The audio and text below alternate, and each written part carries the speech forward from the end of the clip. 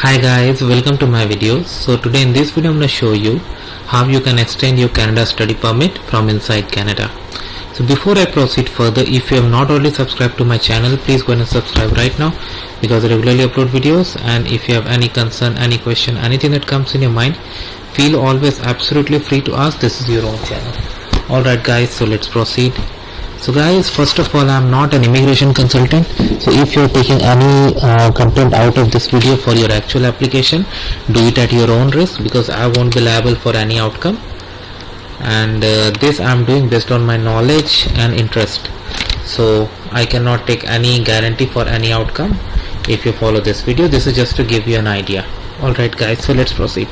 So the very first thing is to log in into your GCK account so that you can go through the questionnaire. So in front of you I have opened this GCK account. If you don't know how to create this, you can watch the link in the description where I have described the process. Alright, so you're gonna click to apply to come to Canada. So you will click study visa, visitor visa, study and all. What would you like to do in Canada? Let's say you would like to do study. Let's say you're studying already but you want to study further, so you're applying for extension. How long you are planning to study, stay? Temporary, more than 6 months. Which code matches one of your passports? Let's say India, you are an Indian citizen. What is your current country or territory of residence? Let's say Canada, because you are in Canada. Do you have a family member who is a Canadian citizen? Let's say no. What is applicable in your case? If this is not your case, then follow as per your case. I'm just putting a sample date of birth. Are you a lawful permanent resident of USA? Green card holder? Then no. What is your current immigration in Canada? Student. What is your marital status? Let's say never married. What is the province of destination? I selected Ontario, but whatever is in your case, select that. Okay. Now you are getting two options. Study permit in Canada, you may be eligible to extend your stay in Canada as a student, or temporary resident visa option has also come, but in this video we are going for this. So let's go ahead. Carry on with your question. Are you accompanying a family member with a status in Canada? Let's say no. Do you also want to apply for a work permit? So if you want to apply for a corporate work permit, you can select here. If not, select no. That is based on your study, if it is part of your study or not. When does your status in Canada expire? So we are in 2021. Let's say it is expiring in April, or let me make it May 29. Okay. Have you had a medical exam performed within 12 months? Let's say no. Have you lived in a designated country for more than 6 months? You have been in Canada, let's say continuously, so in last year, no. Whatever is applicable in your case. Do you want to submit an application for a family member? Let's say no. Are you giving somebody access to your application? Let's say no. In past 10 years, have you given your fingerprint, biometrics? Let's say yes, but if not, select no. There are fees associated. Yes, you'll be paying the fee. Why you wouldn't? Are you able to make digital copy? Yes. Will you be paying your application fee online? Yes. Give all the information here. Click on continue. Again click on continue. Now comes your document checklist. So now you have got this application to change conditions, extend my stay or remain in Canada as a student, IMM 5709. This is a mandatory form. Then you have passport, letter of acceptance, proof of means of financial support, digital photo. These are under mandatory documents, and you have 5257 and client information form under optional. So although these documents are optional, I always strongly recommend you do, because I don't find any reason why you wouldn't. And moreover, if you want to provide any additional document that you don't want, that you don't see here in the section of supporting documents, you can upload as part of client information letter, and it is also a good opportunity for you to explain your case. So I'm not going to cover this 5257 because I'm going to include a link in the description. Let's start with IMM 5709. Alright, so the very first, alright, so in this video we will go ahead with this form.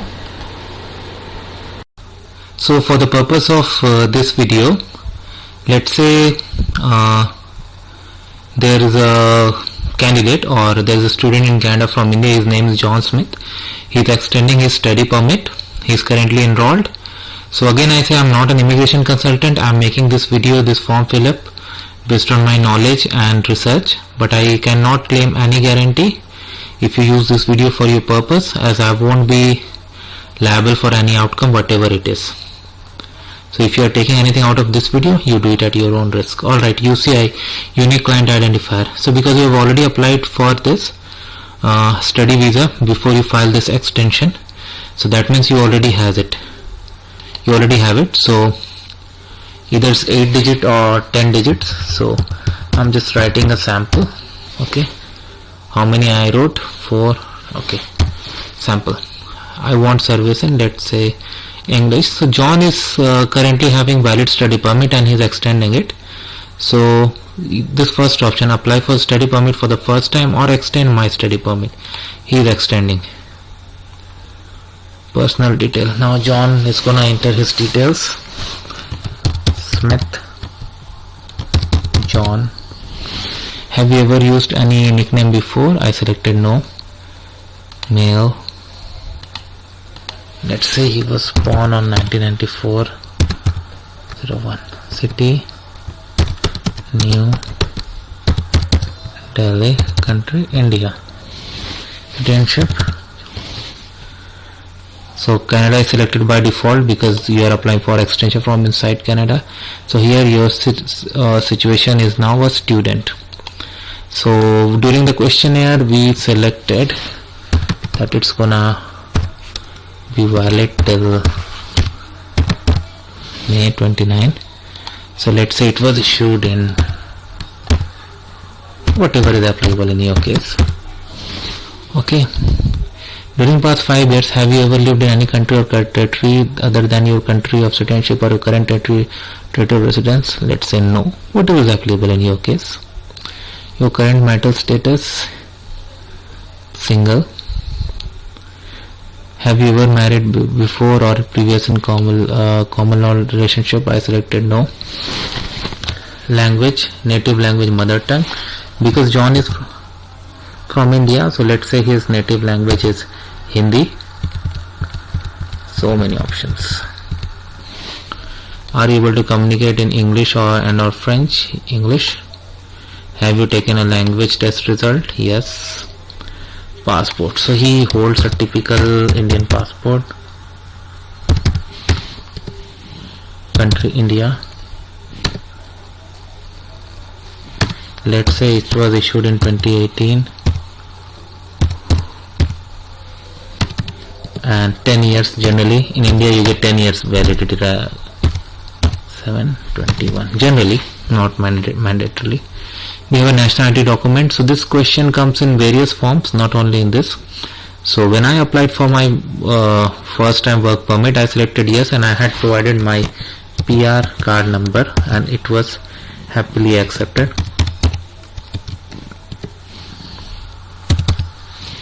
And these are not mandatory fields, so because for a PR card there is no expiry date.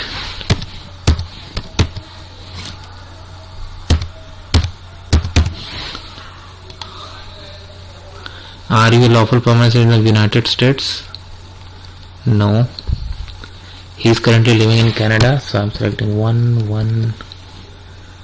Let's say Torontonian Street, city Toronto, Canada is selected by default, province Ontario,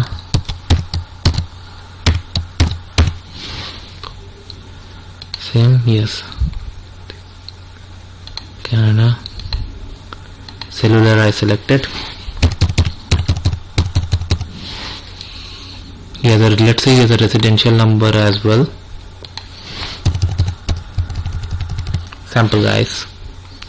Email address.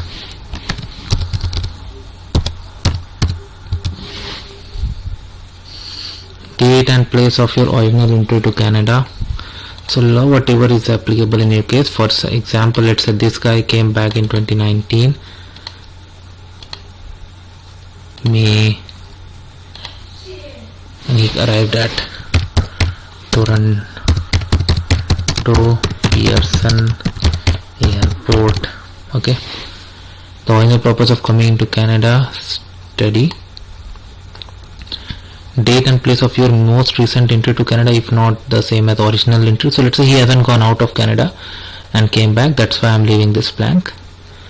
If applicable, provide the document number for your most recent visitor record study permit. So I'm just writing something sample.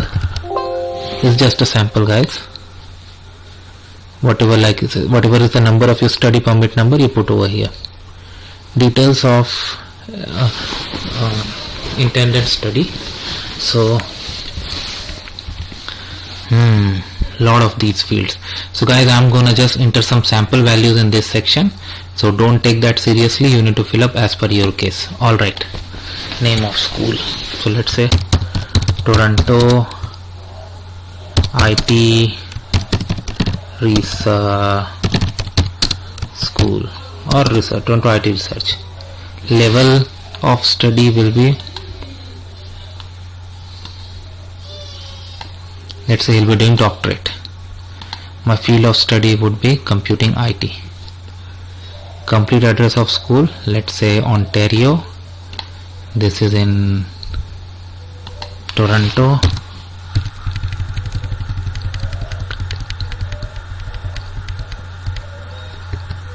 Address 89, just writing simple address.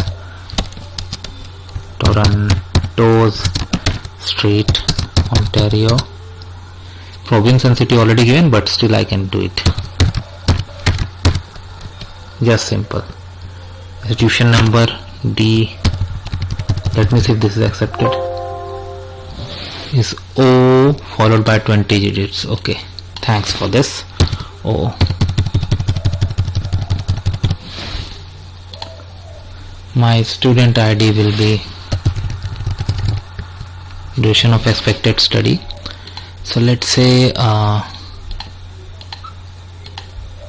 May 30 till,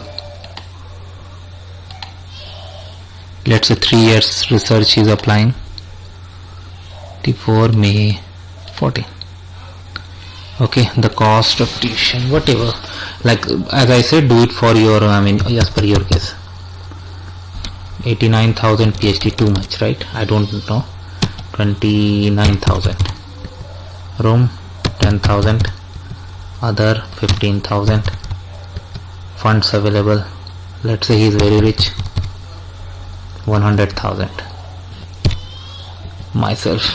What will applicable in your case? In addition to your study permit, are you applying for work permit? I selected no. If you select yes, then you can select cooperative work permit, open work permit, postgraduate work permit. But in this case it's not required, so he selected no. Education, have you had any postgraduate education? The highest level, so he has yes. Let's say he completed here.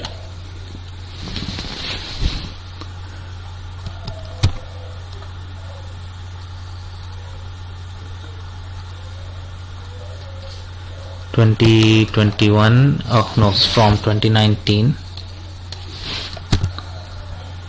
Month, let's say May to 21. Whatever is applicable in your case. Masters of technology in IT. To IT.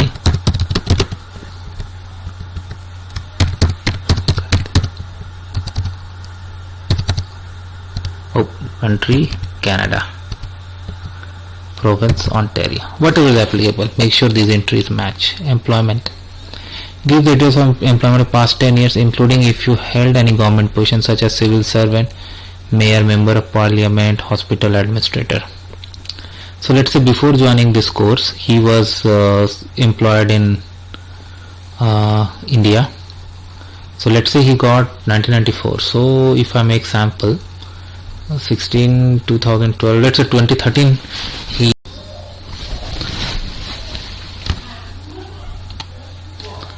okay. So before I fill that employment section, a lot of people raise questions like current activity, occupation. So if you read the form, there is some confusion.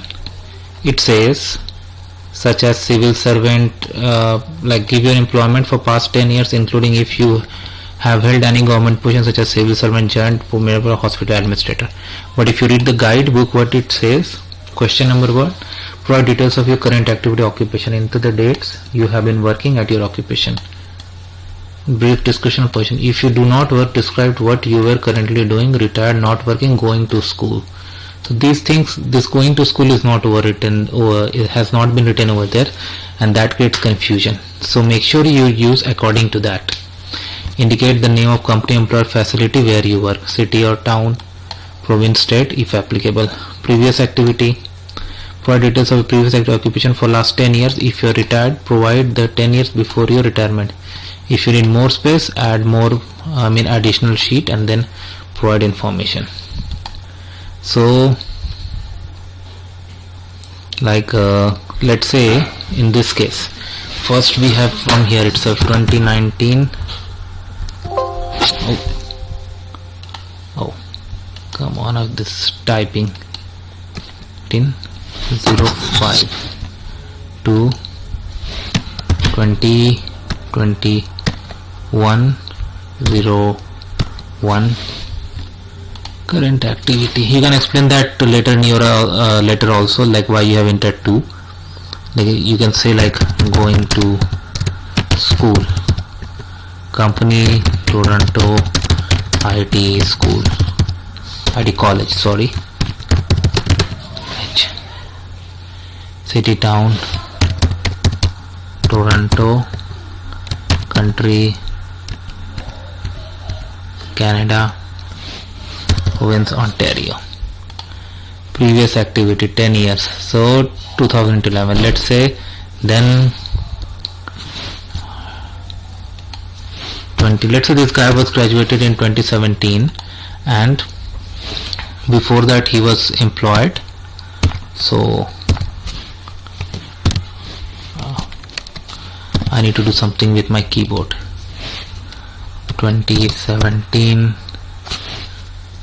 05. Okay, let's say he was an IT consultant.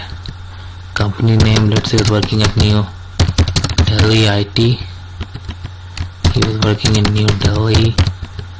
Country India. Province thing. They are given 3 rows. If you need more space, you can attach additional sheet as they have described. So for online application, I'll show you.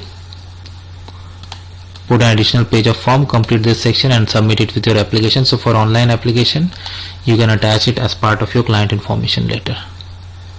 So let's say before, like in this case, I'm not writing more, but yes, 10 years need to be completed. So we'll do that. Okay, I'm not writing, but you have to write. Within past 2 years, have you or a family member ever had tuberculosis? Let's say no. Do you have any physical mental disorder that would require social or health service other than medical status? Let's say no. Have you ever remained beyond the validity of your status? No. Have you ever been refused a visa or permit, denied entry? Let's say no. Have you previously applied to remain in Canada? Yes, because you already held a study permit. So provide full information like application number, when you came in, whatever you want, because anyway IRCC has all the information. Have you ever committed, been arrested, charged with, convicted any criminal offense in any country? No. Did you serve in military, militia? No. Have you ever member with any political party? No. Ill treatment of prisoners, civilians? No. Date you can always select from here. For online applications you don't need to print and sign, but it's really important you validate, because you need to upload, and also if you're applying on paper you need to send with barcodes. So validation completed successfully, but validation is just gonna validate the entries. It's not gonna verify everything. So make sure you do a recheck of everything that you have written, and based on that you need to proceed further. So that is what it is, guys. So now we can go back to the checklist. Once you complete this mandatory section, you are going to go get the next option. Once you click on that, then on the next page you can make the payment. So thanks for watching this, guys. I hope you like this video. Make sure to like and comment, and if you have any concern, any question, anything that comes in your mind, feel always absolutely free to ask. Thank you, guys.